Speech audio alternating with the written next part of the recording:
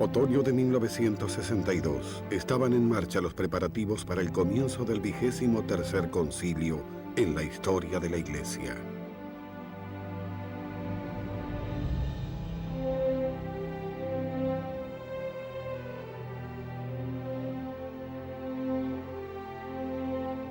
El Concilio Ecuménico Vaticano II fue anunciado el 25 de enero de 1959 ante el asombro de todos por el Papa Juan XXIII, apenas 100 días después del inicio de su papado.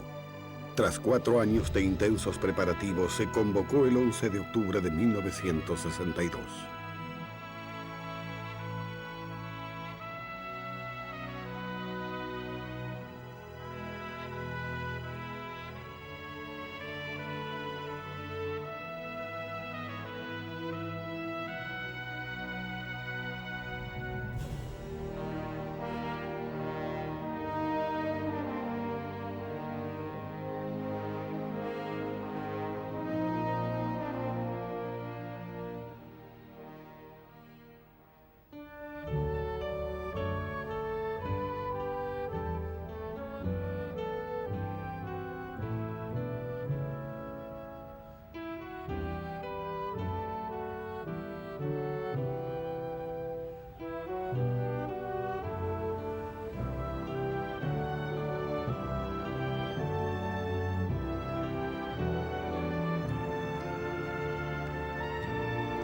Testigos y eruditos nos guían al descubrimiento del acontecimiento que cambió a la Iglesia. En particular, escucharemos las experiencias de Monseñor Luigi Bettazzi, obispo emérito de Ivrea, en ocasión del Concilio I obispo auxiliar de Bolonia, y las del profesor Maurilio Huasco, historiador de la Iglesia, por aquel entonces joven sacerdote.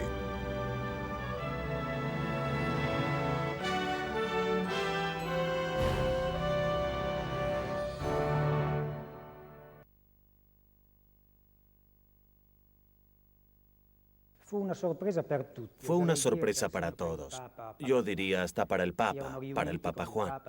Pero nos reunimos con el Papa para orar por la unidad cristiana. Y el Papa anunció el concilio, dejando a todos sorprendidos y en cierto modo asombrados, un poco atónitos, hasta preocupados. Desde aquel momento comenzaron los extensos preparativos para el concilio. Todo se hizo con mucha seriedad, a conciencia. Se envió un largo documento a todos los obispos y se les pidió que lo respondieran. Todos pensaron que los preparativos serían breves. Hasta el Papa estaba convencido de eso. Se imaginaba a los obispos llegando a Roma, un breve debate, un plenario y el regreso a casa. Pocos días después de comenzar, se hizo evidente que no sería así. El Papa se dio cuenta, aceptó que el trabajo tomaría mucho más tiempo, y el impacto de esto tuvo un efecto enorme sobre la opinión pública. Desde ese momento, en lugar de ser un acontecimiento de la Iglesia, el concilio se convirtió en un evento mundial. Todos los medios masivos de comunicación le prestaron atención y el concilio se transformó en uno de los grandes hechos históricos del siglo XX. El anuncio del 25 de enero de 1959 a cargo del Papa Juan tuvo el efecto de una bomba. Una de las pruebas más claras de esto es el hecho de que al día siguiente, l'Osservatore Romano, el periódico oficial de la Santa Sede, no mencionó la convocatoria, evidentemente porque hasta los mismos periodistas fueron tomados por sorpresa.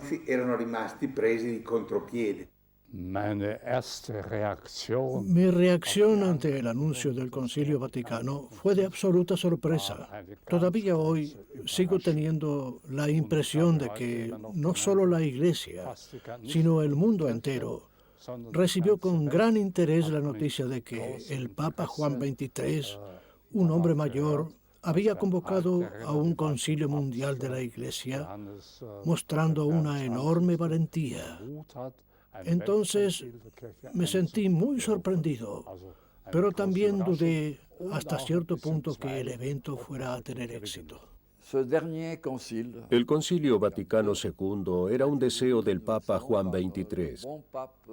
Él mismo solía recordar que un día un visitante le preguntó ¿qué esperaba del concilio que anunció? El Papa respondió, no lo sé con exactitud. Entonces, inclinándose hacia el visitante junto a la ventana de su despacho, dijo, lo que espero del concilio es al menos un poco de aire fresco en la Iglesia.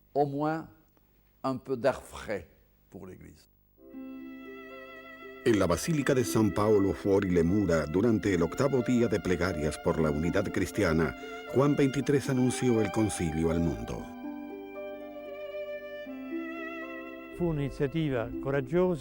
Fue una valiente iniciativa llevada adelante por Juan XXIII en persona, quien era totalmente consciente de su importancia. El Papa Juan lo pensó durante 2 o 3 meses, lo consultó con muy poca gente, pero tomó su decisión en los primeros días de enero de 1959. Entre 1959 y 1961 tuvo lugar una extraordinaria consulta. Se organizaron comités de preparación y el Papa les encomendó el estudio de los documentos de trabajo, mientras se pedía a obispos de todo el mundo sus opiniones y sugerencias. Pocos años después, el mismo Papa recordó que los cardenales presentes en la Basílica de San Paolo, fuori le mura, donde hizo su anuncio, se quedaron callados y probablemente asombrados por una propuesta tan imprevisible e imprevista. En 1962 el mundo fue testigo de un momento histórico motivado por el Papa XXIII y su nueva causa.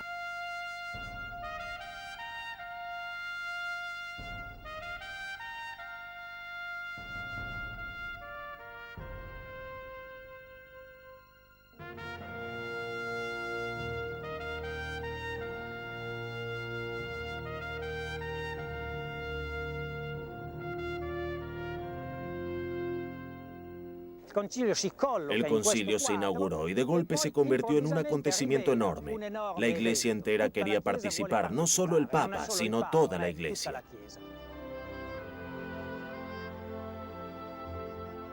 El Concilio Vaticano II tuvo lugar entre 1962 y 1965, dividido en 4 sesiones durante las cuales los obispos se reunieron en asamblea plenaria en Roma. La primera desde el 11 de octubre hasta el 8 de diciembre de 1962, la segunda desde el 29 de septiembre hasta el 4 de diciembre de 1963, la tercera desde el 14 de septiembre hasta el 21 de noviembre de 1964 y la cuarta desde el 14 de septiembre hasta el 8 de diciembre de 1965, día de la solemne conclusión en San Pedro.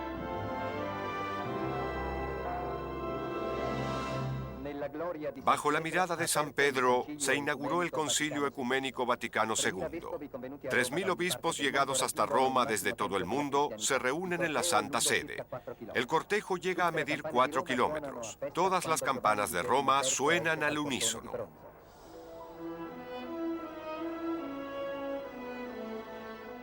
En la mañana del 11 de octubre de 1962, una impactante asamblea de aproximadamente 2.200 obispos de todo el mundo se reunió en la Basílica de San Pedro. En la plaza se congregó una enorme multitud rodeando la larga procesión de sacerdotes a medida que lentamente se abrían paso hacia la basílica, la sede de la Asamblea del Concilio. Estaban también presentes delegados e invitados de la Sectaria para la Unidad Cristiana, representante de misiones diplomáticas y miles de invitados especiales.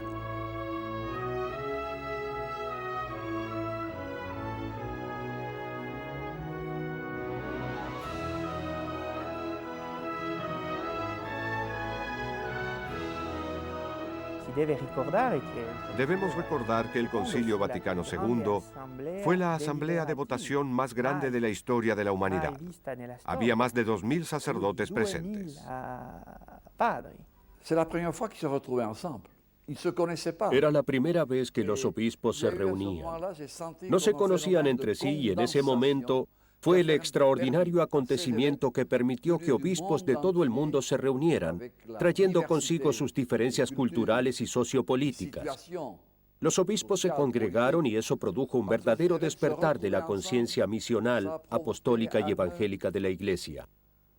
Los obispos aprendieron a apreciar la oportunidad de convivir y se dieron cuenta de que ningún obispo puede lograr nada solo.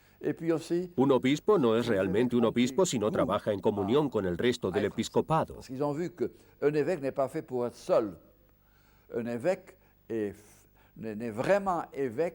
La solidaridad, o mejor, para usar un término del concilio, el Estado colegiado, es la base de la vida de la Iglesia.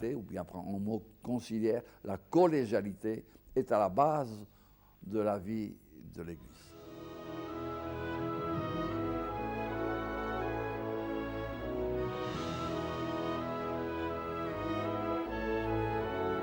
El Concilio Vaticano II no fue un concilio clásico. No se encargó de analizar y condenar una época. Fue creado como un concilio para concentrar y sintetizar todo lo bueno y lo malo que había en el mundo, considerándolo como un punto de partida, reuniendo fuerzas pero también contenido. Es distinto de todos los demás concilios porque está dominado por las ideas de totalidad, riqueza y diversidad. El Papa Juan XXIII dijo, pasaron 17 años del final de la Segunda Guerra Mundial y el concilio se está inaugurando. El siglo XX es la síntesis de tantas experiencias. Es el siglo de las contradicciones, el siglo del progreso, pero también es el siglo de las 2 terribles guerras mundiales y tantos otros conflictos.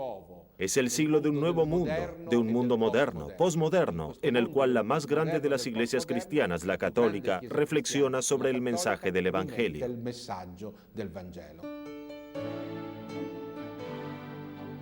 Después de misa, Juan XXIII leyó en latín el discurso inaugural del concilio. Era un análisis detallado y preciso sobre la posición de la Iglesia en el mundo moderno. El Papa pronunció palabras de alegría, oponiéndose a los profetas del Apocalipsis para disipar el pesimismo tan común en muchos anuncios hechos por la jerarquía en los últimos siglos. Estábamos saliendo del periodo en que la Iglesia había tenido una actitud defensiva respecto al mundo. Con el papado de Pío XII y su himno «Ante tu señal y tu voz, un ejército en el altar», los documentos preparatorios reunieron lo mejor de la maduración de la Iglesia a través de los siglos. Obispos del Lejano Oriente, del África, de Latinoamérica, trajeron nuevos problemas desde áreas en que los fieles eran numerosos. Finalmente entendieron que ya no debían mirar hacia el pasado, sino proyectarse hacia el futuro, preguntándose cómo debían presentar la verdad eterna al hombre de hoy, a los hombres que nunca habían oído el Evangelio o a quienes lo habían olvidado.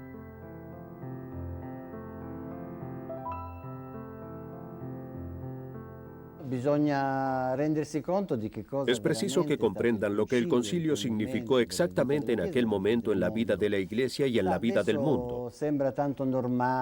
Ahora nos parece normal ir a misa y escuchar las lecturas en italiano, ver a la orden de frente a la congregación, oír hablar a los obispos.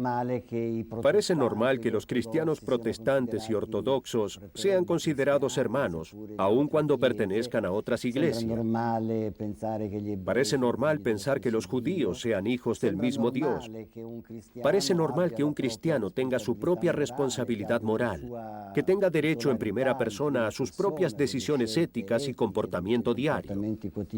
Pero en la iglesia de los años 50, la iglesia fue tomada por sorpresa por el anuncio de Juan XXIII sobre el concilio.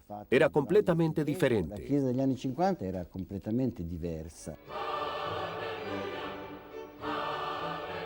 En la noche del 11 de octubre de 1962, al final del primer día del concilio, muchos romanos se volcaron a las calles, formando procesiones con velas hasta llegar, en medio de himnos de alegría y plegarias, a la Plaza San Pedro.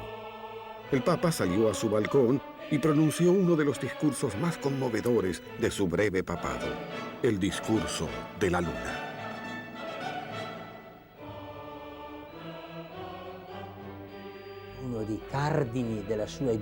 Una de las piedras fundamentales de su educación, de su formación, era: seamos cautelosos, busquemos lo que nos une y pongamos a un lado, si existe, aquello que pueda causarnos dificultades, aquello que pueda dividirnos.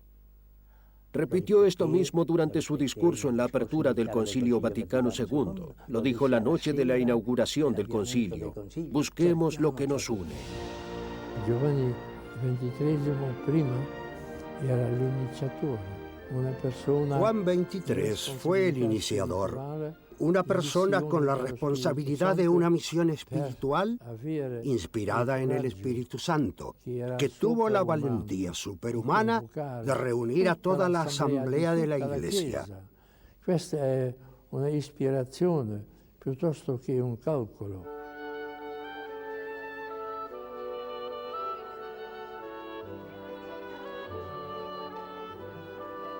El tono universal de la Asamblea del Concilio era algo que de hecho podía percibirse.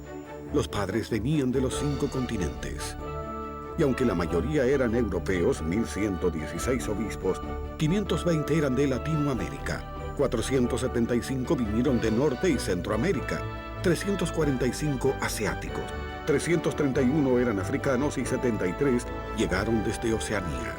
La voz de la Iglesia en el Tercer Mundo estaba siendo fuertemente escuchada por primera vez en el mundo eclesiástico universal, en el contexto más imponente y extraordinario, el Concilio.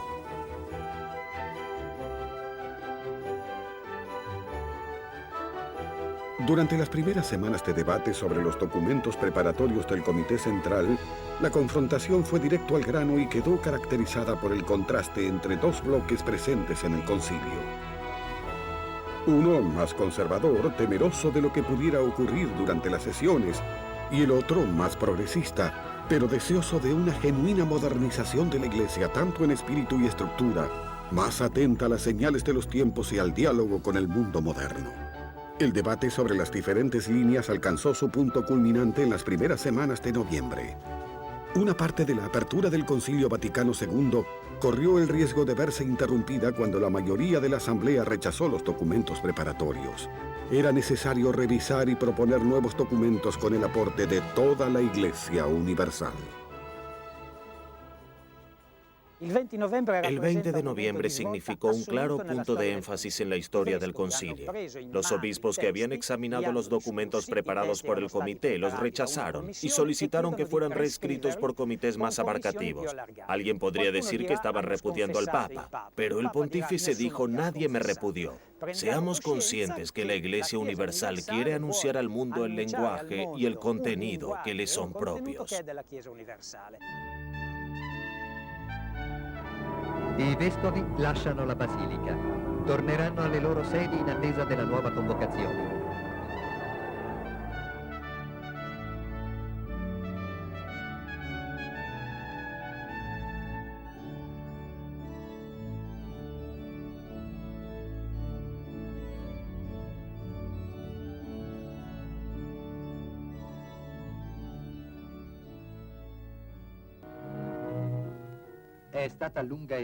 Fue larga y penosa la agonía del Papa Juan. Duró 4 interminables días. Una multitud de fieles durante todo ese tiempo acompañó el sufrimiento del sumo pontífice, orando de pie en la plaza San Pedro. Eran romanos rezando por la salud de su obispo. Y había gente llegada desde muy lejos, ancianos y jóvenes, hasta niños. El Ave María, el descanso eterno, la gloria, los ángeles. Con la voz del padre Pellegrino anunciaba: hacemos el siguiente triste anuncio. El sumo pontífice Juan XXIII ha muerto.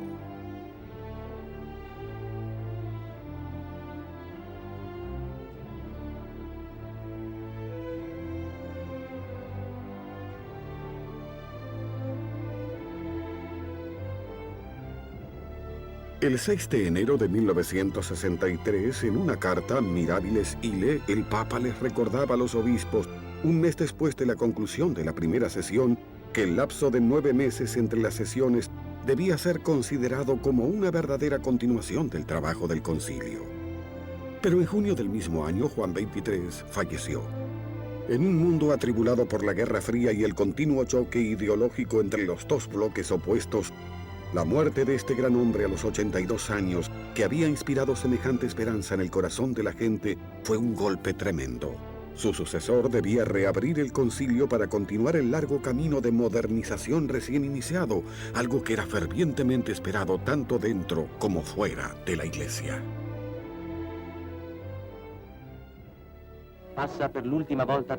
Juan 23 aparece por última vez frente a la multitud. Esa multitud que veló durante 3 días la agonía del sumo pontífice en San Pedro. La calma de Angelo Roncaldi cae sobre la plaza. Los toques fúnebres de las 6 campanas de la basílica rompen el silencio de los fieles que siguen allí.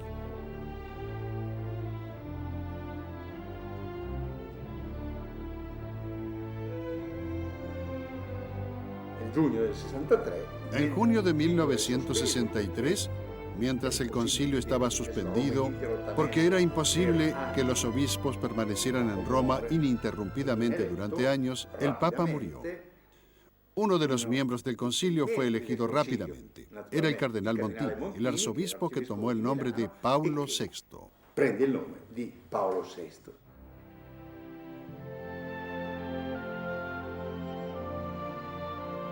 Paulo VI fue el piloto del concilio, el que lo guió hasta su conclusión, el que ayudó a superar los contrastes y los debates internos, el que enfrentó la forma como la Iglesia Católica debía asimilar el concilio.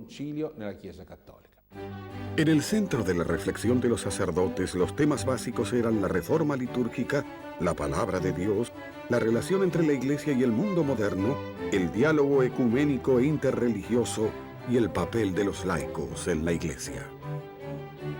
Paulo VI escribió su famosa encíclica Ecclesiam Suam, donde postula que el diálogo era el verdadero problema práctico de la Iglesia, el diálogo dentro de la Iglesia con los no cristianos y con el hombre.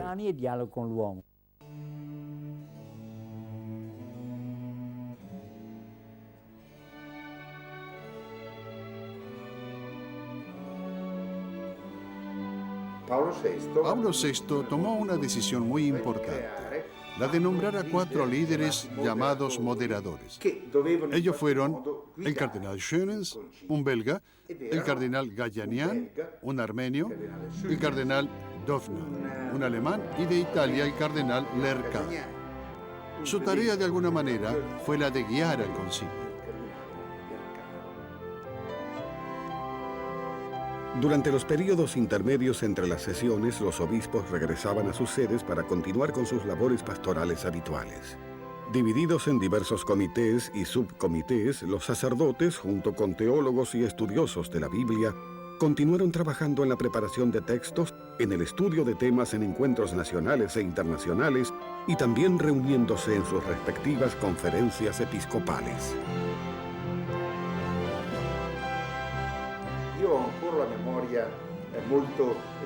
Todavía recuerdo muy claramente una reunión con el cardenal Lercano, un miembro del Comité para la Liturgia, quien, después de pronunciar unas pocas palabras, estalló en lágrimas y me contó sobre la imposibilidad que él y los representantes del Comité para la Reforma y Renovación de la Liturgia tenían en aquel momento de captar la atención del presidente del comité, un miembro de la Curia Romana. Un español que claramente estaba en contra de cualquier reforma litúrgica. Un spagnolo que era claramente hostile a qualsiasi riforma litúrgica. Espero que algún día podamos permitirle a la gente rezar en su propio idioma. Pregare nella loro lingua.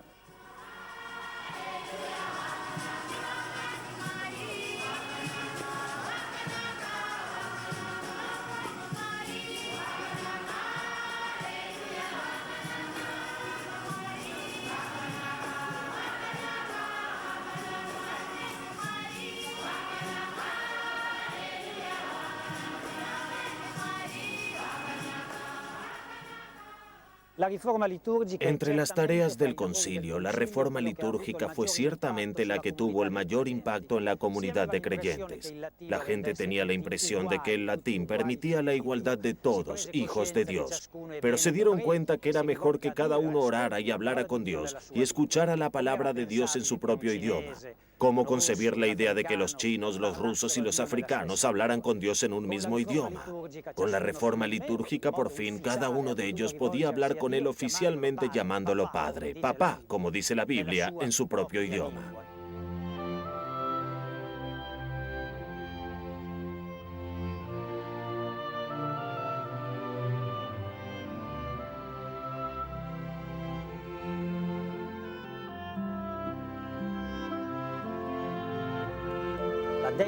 El Dei Verbum, que significa la palabra de Dios, era uno de los textos absolutamente fundamentales del concilio y para la comunidad de creyentes. Es la palabra de Dios que se transmite a la congregación de fieles.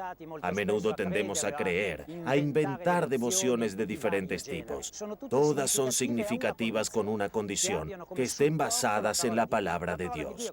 La palabra de Dios está materialmente contenida en la Biblia y tomar como base la Biblia y comenzar con esas palabras que son oración, comunicación, instrumento y expresión de nuestra fe, constituyó para cada uno de nosotros la base de un gran punto de referencia para nuestro modo de orar y de creer.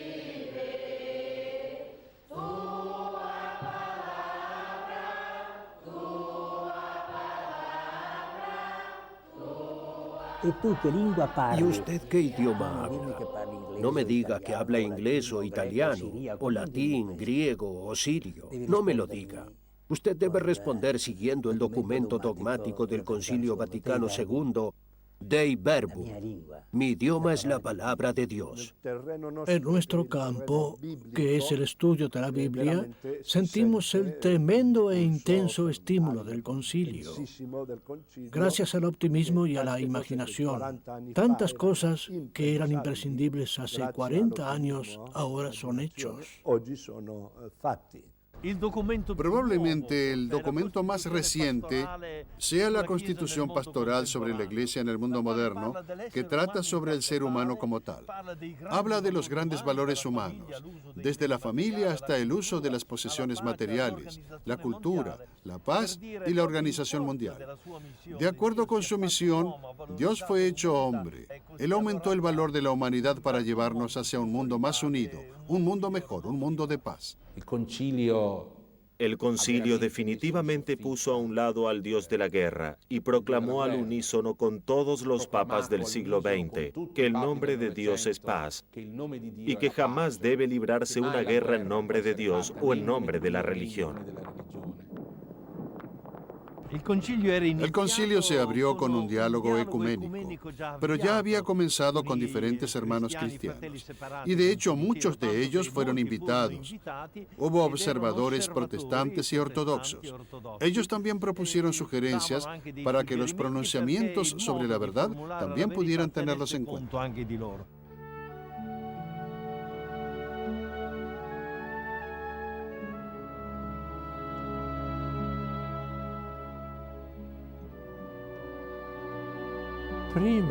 Antes del concilio, no existía un verdadero movimiento ecuménico entre los católicos y otros cristianos. Con gli altri cristiani non esisteva. El Concilio Vaticano II ouvert de perspectivas. El Concilio Vaticano II abrió nuevas perspectivas hacia el tercer milenio. Un ejemplo de esto es la apertura de la Iglesia Católica Romana hacia otras iglesias y confesiones y hacia el movimiento ecuménico. Gracias a todos estos eventos hicimos un gran redescubrimiento. Mutuamente nos reconocimos como iglesia. Recordemos el encuentro histórico entre Paulo VI y el patriarca Atenagoras en Jerusalén. Le pape Paul VI, le patriarca Atenagoras a Jerusalén.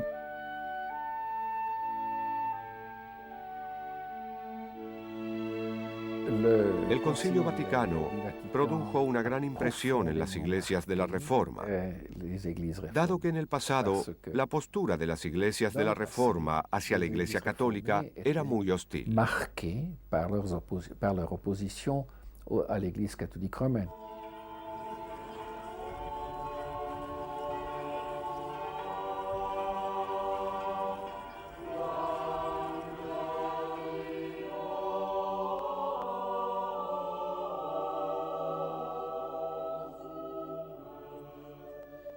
A menudo, los cristianos reformados tendían a definir su fe en oposición a la fe de la Iglesia Católica Romana.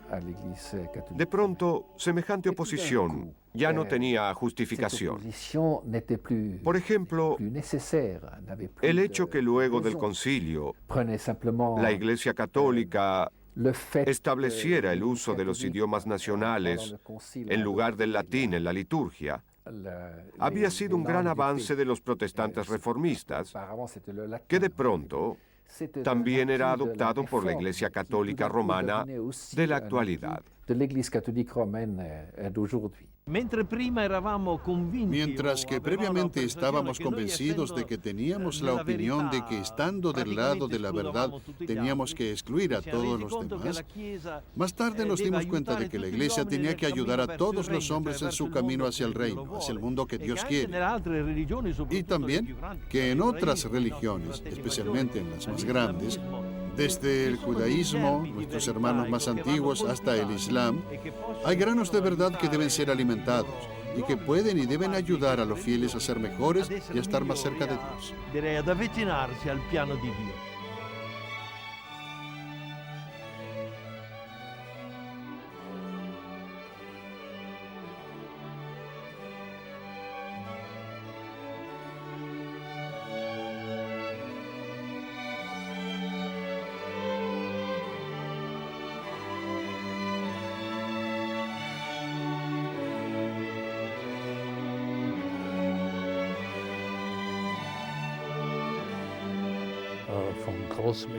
El brevísimo documento Nostra Aetate es muy interesante porque trata la cuestión del judaísmo y otras religiones.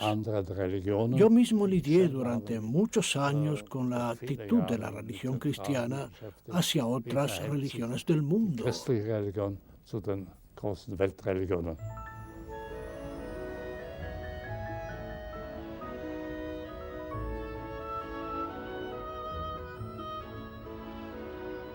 El Papa también invitó a los laicos y laicas al concilio para que la influencia de Gaudium Spes nos ayudara a entender que el diálogo realmente decisivo es con toda la humanidad.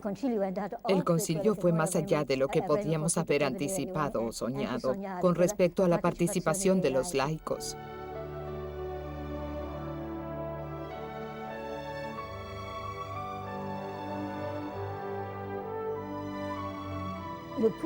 La persona laica más importante en el concilio fue sin duda Jean Guiton, el escritor y filósofo amigo personal de Juan XXIII, a quien no solo lo consideraba parte de una cierta categoría de observadores, sino que también quería invitarlo a asistir, a participar del concilio. El 8 de diciembre de 1965, el Concilio Vaticano II concluyó. Se publicaron 16 textos, en particular 4 constituciones fundamentales. Lumen Gentium sobre la Iglesia, Dei Verbum sobre la revelación, Sacrosanctum Concilium sobre la liturgia y Gaudium Spes sobre la Iglesia y el mundo moderno. 9 decretos incluyendo el documento sobre el ecumenismo y 3 declaraciones, en particular Dignitates Humanae sobre la libertad religiosa y Nostra Aetate sobre el diálogo interreligioso. Paulo VI dio 7 discursos especiales a los gobernantes, pensadores y científicos, a las mujeres, a los artistas, a los pobres y sufrientes, a los trabajadores y jóvenes. El concilio terminó en un clima de alegría. La Iglesia estaba a punto de emprender un nuevo viaje por las calles del mundo.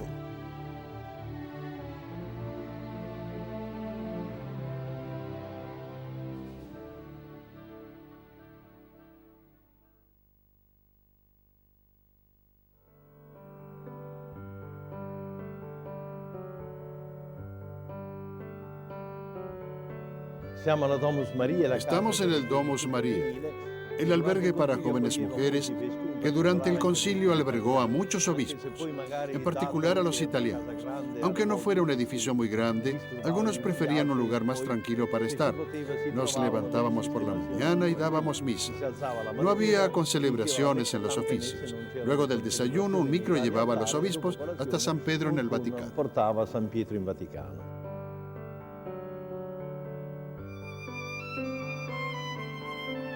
A las 7:30 parten los sacerdotes, ordenados como escolares, y van a San Pedro a asistir a la congregación general del concilio. Decenas de transportes y vehículos están a disposición de los padres del concilio. Estamos en un salón del Colegio Capránica, uno de los institutos eclesiásticos más antiguos de Roma. En la época del concilio, yo vivía aquí y tomaba clases de teología en la Universidad Gregoriana. Este liceo albergaba a algunas de las personas que prestaban servicios, jóvenes curas que ayudaban al concilio. Algunos de ellos eran taquígrafos. En mi caso personal, yo era asignator locorum, lo que significa que mi tarea era ayudar a una cierta cantidad de obispos a encontrar sus lugares, ayudarlos mientras trataban de manejar boletas y textos. Durante el concilio, los padres se reunieron 136 veces en congregaciones generales, asambleas plenarias. Se leyeron 147 informes introductorios antes de los debates y hubo 2.212 intervenciones orales y 4.361 escritas. Participando del trabajo hubo 460 expertos, asesores del Papa, un grupo de 235 padres seculares, 45 jesuitas, 42 dominicanos, 15 franciscanos y 123 pertenecientes a otras órdenes y congregaciones religiosas. 52 observadores laicos, tanto hombres como mujeres, fueron admitidos en el concilio. Asistiendo a las sesiones hubo también 104 observadores, invitados o delegados provenientes de comunidades o iglesias no católicas. Durante los 4 años que duró el concilio, 242 padres, incluyendo 12 cardenales, murieron.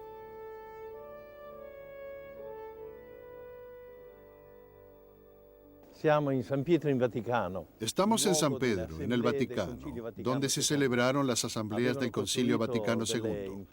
Se construyeron andamios y gradas para que los obispos nos sentáramos.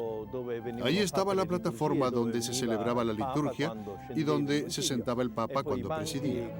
En las gradas, los cardenales, patriarcas, arzobispos y obispos se sentaban en orden de edad. Yo, que acababa de ser nombrado, me sentaba al final.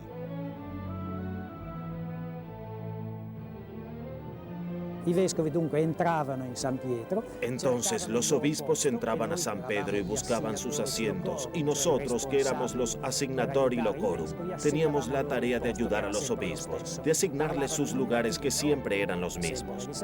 Como se sabe, hablaban en latín, y es por esto que se inició el rumor de que algunos de ellos no entendían muy bien latín. Se les permitía hablar ante la asamblea exactamente durante 10 minutos. No podían exceder ese tiempo, de lo contrario, habrían sido callados de inmediato. Durante los días hábiles, el trabajo tenía lugar desde las 9 hasta las 12:30, comenzando inmediatamente después de la Santa Misa, que se celebraba a partir de las 9 en punto. En ese momento, Monseñor Felice, que era secretario del concilio, anunciaba el comienzo de la sesión en secreto. Entonces pronunciaba la fórmula oficial, exeunt omnes, y todos los que no eran admitidos a la sesión debían salir. Y así empezaban los diversos informes. Había lugares donde se preparaba y debatía el trabajo. Los obispos se reunían en algunos de los altares laterales. Principalmente, como todo el mundo sabe, se reunían en los 2 bares de la basílica, conocidos humorísticamente como el Bar Mitzvah y el Bar Joná. En este bar solían reunirse a partir de ciertas horas, tanto para tomar una copa y especialmente para preparar sus discursos.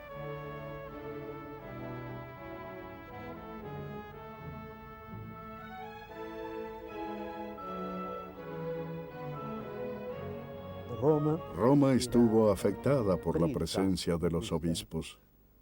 Todo giraba a su alrededor, quizá demasiado, porque los obispos y otros como yo no podían encontrar ni un solo momento de paz o un poco de libertad para organizar sus asuntos personales. Los obispos que habían llegado a Roma de todas partes del mundo a menudo se sentían intimidados. Algunos no lograban entender lo que se estaba diciendo, no porque no fueran inteligentes, sino porque el idioma utilizado era el latín, y para muchos de ellos eso era un problema. especialmente porque los italianos lo pronuncian de una forma, los alemanes de otra, los franceses de otra, sin mencionar a los norteamericanos.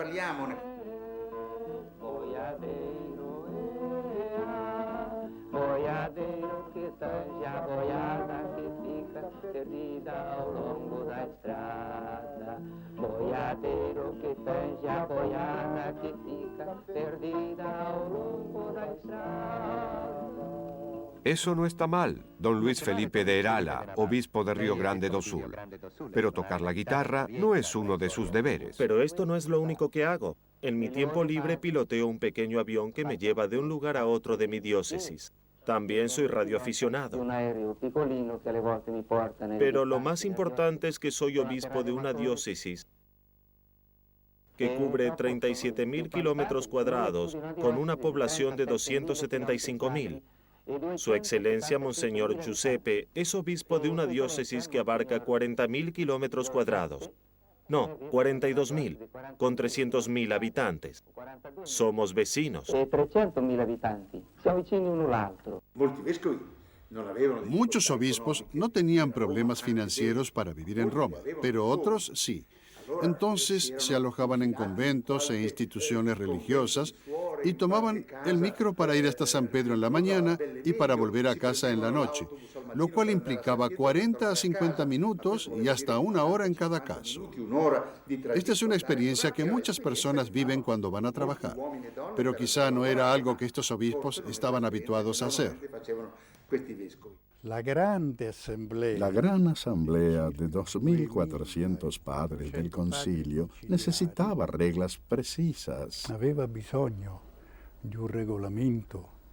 Para cada voto se entregó a cada padre una boleta calada conteniendo todos sus datos. Simplemente tenía que poner una X en placet, non placet o placet iustam modem, con un lápiz magnético y agregar su firma. Il segno con una matita magnética e poi la firma. Se recogían las boletas y eran llevadas al centro de procesamiento de datos, que las procesaba del mismo modo que las hojas de asistencia.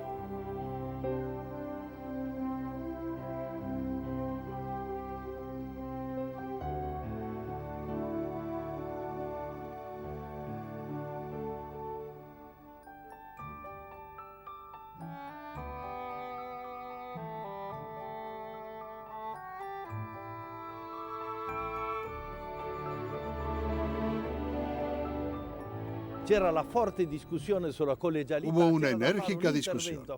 Se iba a pronunciar un discurso a favor de la Iglesia colegiada, el cual fue preparado por un grupo de estudio liderado por el cardenal Edgardo Nocetti, y me pidieron que yo lo diera.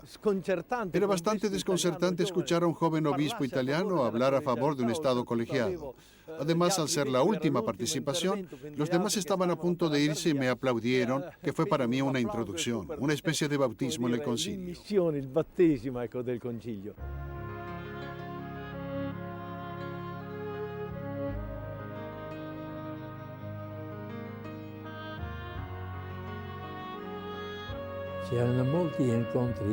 Hubo muchas reuniones por fuera del concilio, en universidades, en los hogares de estos padres.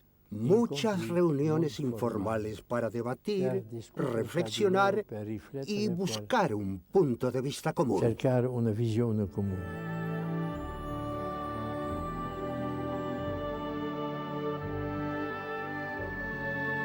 El episcopado italiano tenía algunos teólogos, el más importante de los cuales era Carlo Colombo, y entonces me eligieron como asesor experto de los obispos. Yo debía escribir informes para ponerlos al tanto y orientarlos sobre los aspectos teológicos de los debates que estaban teniendo lugar en el concilio. Pero mi tarea principal era escribir reportes diarios para la prensa italiana. Tenía que asistir al concilio desde las 9:30 hora de la misa hasta las 12:15 y desde entonces, sin comer, tenía que quedarme 1 hora o 1 hora y media más, a veces hasta 2 horas, hasta las 3 de la tarde en la sala de prensa, traduciendo al italiano para los periodistas, principalmente italianos, lo que se decía en latín durante la sesión previa. La sala de prensa no es distinta de las salas de prensa de cualquier parte del mundo. La única diferencia es que la mayoría de los periodistas llevan sotanas. Un momento, espere por favor. Monseñor Galenzi, lo llaman por teléfono. Por aquel entonces yo era editor de Avvenire d'Italia, el diario nacional de los italianos católicos, y el concilio sin duda nos cambió completamente. Durante la primera sesión nos dimos cuenta de que el concilio no era una celebración, sino algo durante lo cual tendrían lugar hechos concretos. Nadie sabía lo que realmente podía pasar y eso era noticia. Los debates, aparentemente ajenos a temas comunes, dado que eran teológicos, eclesiásticos, sobre los sacramentos y la vida de la Iglesia, se convirtieron en debates donde, hasta cierto punto, la gente se dio cuenta que lo que estaba en juego era el papel de la Iglesia y el papel de los cristianos en el mundo. El día de un observador en el concilio era variado. Participábamos de asambleas generales, seguíamos los debates y nos reuníamos con obispos, a veces hasta en los bares. Por la tarde, mi tarea era más específica porque íbamos a las conferencias episcopales, donde organizábamos las ponencias. Participábamos activamente del concilio, y es por eso que me refiero a él como un acontecimiento ecuménico.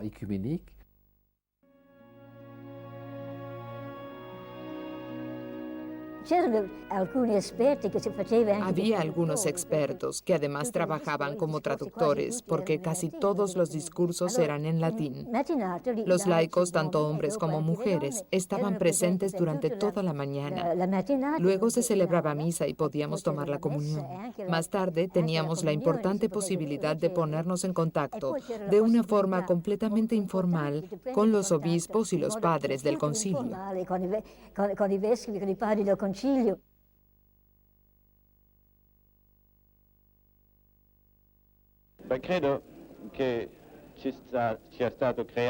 Creo que se creó un clima de confianza y sinceridad. Un clima que hará posible un importante paso hacia adelante algún día.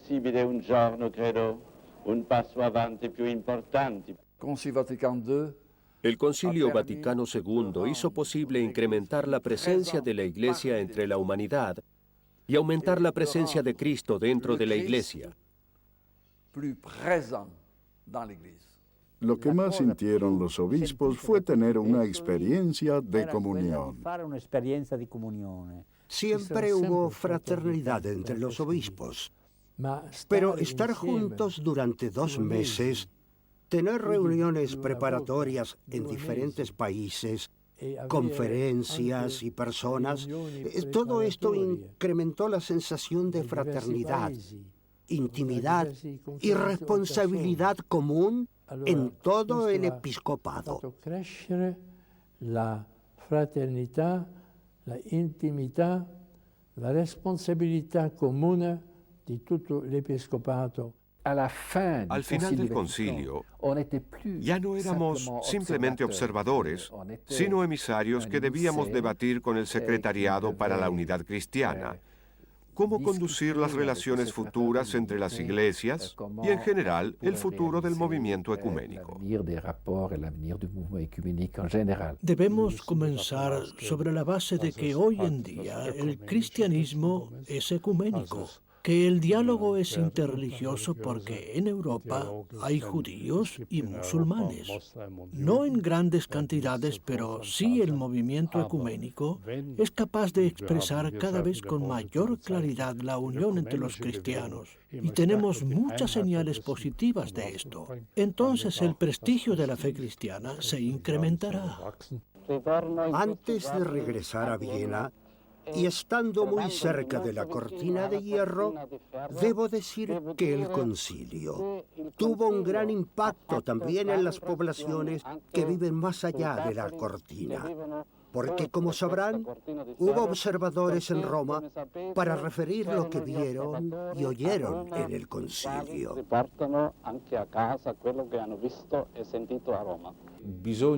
Si necesitan leer sobre el Concilio Vaticano II, lean los documentos y estúdienlos, porque estos representan un punto de transición entre un gran período en la vida de la Iglesia que lleva hasta la era de la guerra y posguerra, y el período que todavía estamos viviendo. Si alguien pudiera ver desde otro planeta a la Iglesia Católica antes y después del concilio, se daría cuenta que son dos cosas muy diferentes. El carácter visible del catolicismo sufrió un cambio profundo. Podríamos decir que el Concilio Vaticano II cerró una era en la historia de la Iglesia que puede ser definida como post-tridentina, e inauguró otra que puede definirse como la era del Concilio Vaticano II.